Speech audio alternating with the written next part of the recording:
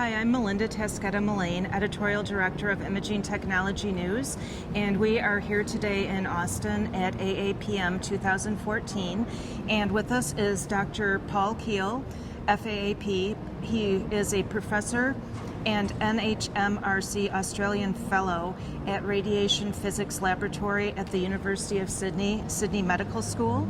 And yesterday, Dr. Keall presented his abstract at AAPM on Radiosurgery Beyond Cancer, real-time target localization and treatment planning for cardiac radiosurgery under MRI guidance. So welcome, Dr. Keall. Thank you for being here with us. Thank you very much.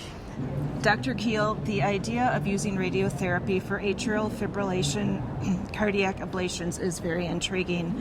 Can you tell us a little bit more?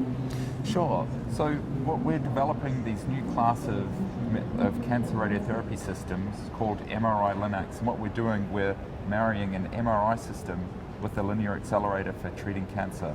And what that means is, for the first time, we'll really be able to visualize the patient's anatomy as we're treating them. And so we'll be able to treat cancer better. But it also, with this new equipment, we ask the question, what else can we treat? What other indications may be enabled by this new technology? And so one of the specific areas that we're targeting is thinking about irradiating the beating heart for atrial fibrillation.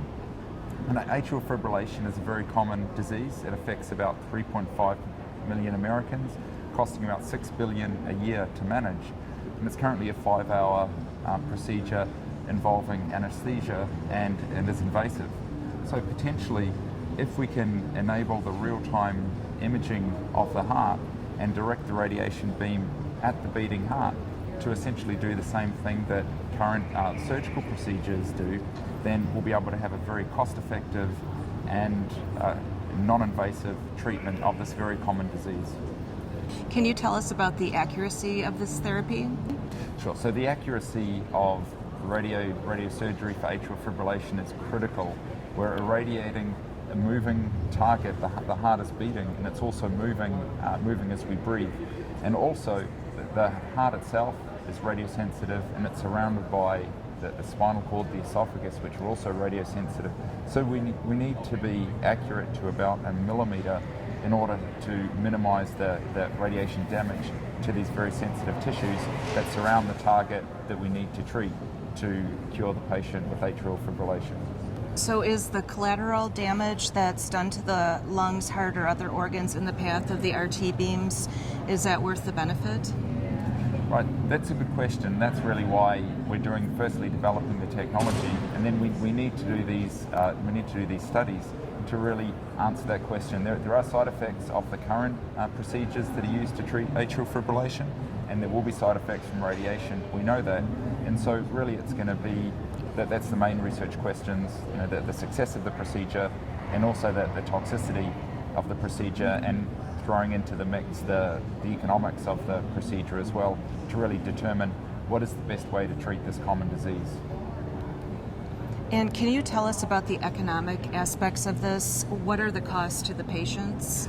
Sure. So currently the procedure, it's a 5-hour procedure. It involves anesthesia, and it's invasive.